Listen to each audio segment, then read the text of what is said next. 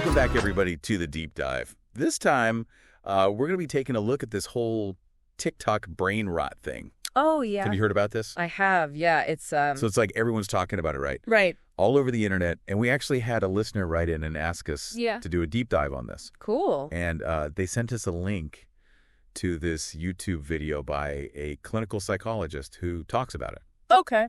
So we thought we'd check that out and see if there's anything to this whole idea. Sounds good. Yeah, let's dive in. Yeah. So, I mean, first of all, TikTok brain rot.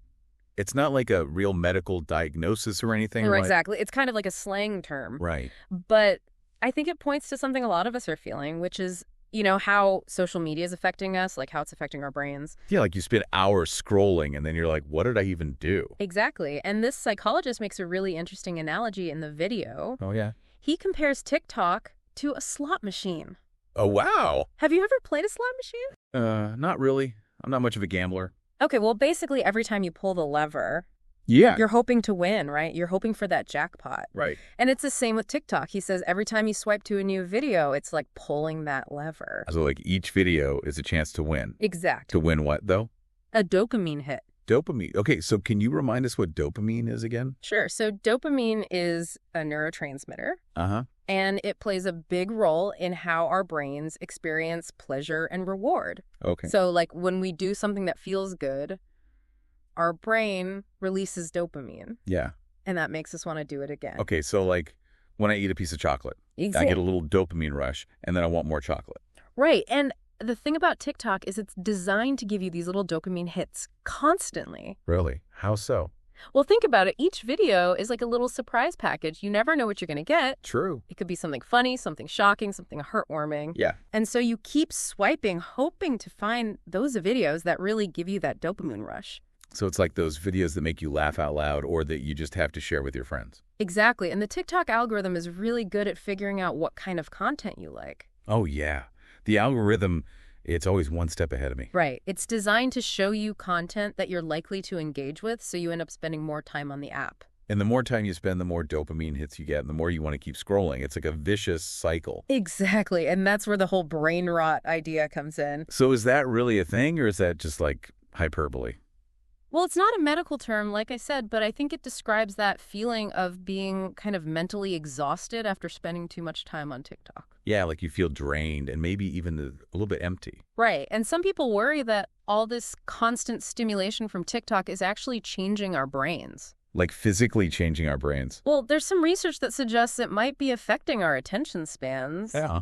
Yeah, the psychologist in the video talks about how TikTok's format, these short videos, they perfectly cater to our already shrinking attention spans. Oh, yeah. And he worries that it might even be making them worse. So it's like our brains get used to getting information in these quick bursts. Right.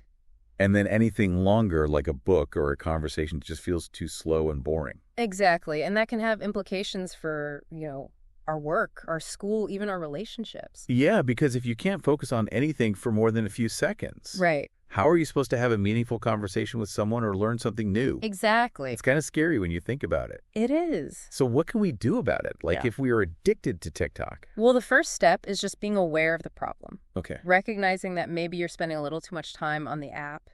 And then we can start to think about strategies for managing our TikTok use. Okay, so like setting limits on how much time we spend scrolling? Exactly. That's a great place to start. And maybe like trying to be more mindful of why we're using TikTok in the first place. Yeah, like are we actually trying to learn something or connect with someone?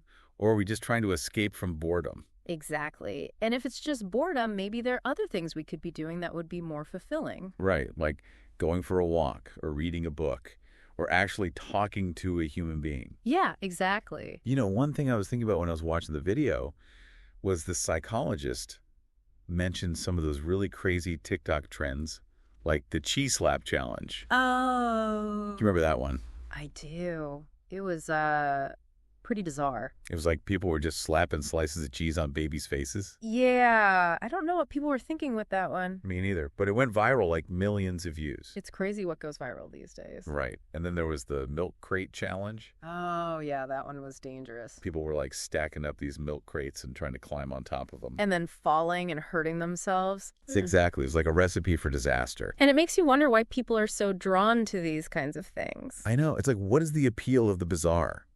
Well, I think part of it is just the humor factor. Like, some of these trends are just so absurd that you can't help but laugh. True. And I think there's also the element of social influence. Like, everyone's doing it, so you feel like you have to do it too. Yeah, that FOMO, fear of missing out. Exactly. And I think especially for teenagers. Oh, yeah. They're really susceptible to peer pressure. Right, because their brains are still developing. Exactly. The psychologist in the video talks about how the prefrontal cortex, which is the part of the brain that's responsible for decision-making and impulse control, it's not fully developed until our mid-20s. Wow. So teenagers are basically walking around with underdeveloped prefrontal cortexes. Pretty much, yeah. And that means they're more likely to engage in risky behavior. Like climbing on a stack of milk crates.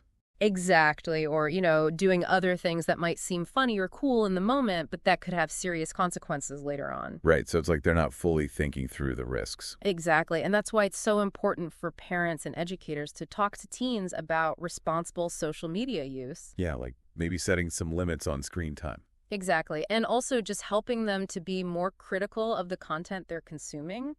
Because not everything you see on TikTok is real or healthy or safe.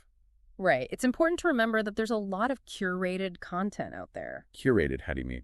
Like, people are only showing you the best versions of themselves. Oh, right. Like the highlight reel. Exactly. So it's easy to get caught up in comparisons and start feeling inadequate. Yeah, like everyone else's life seems so perfect and amazing. And yours is just, normal. Right, which is fine. Yeah. But it's hard to remember that when you're constantly bombarded with these perfect images and videos. Exactly. And that can lead to anxiety and depression and all sorts of other mental health issues.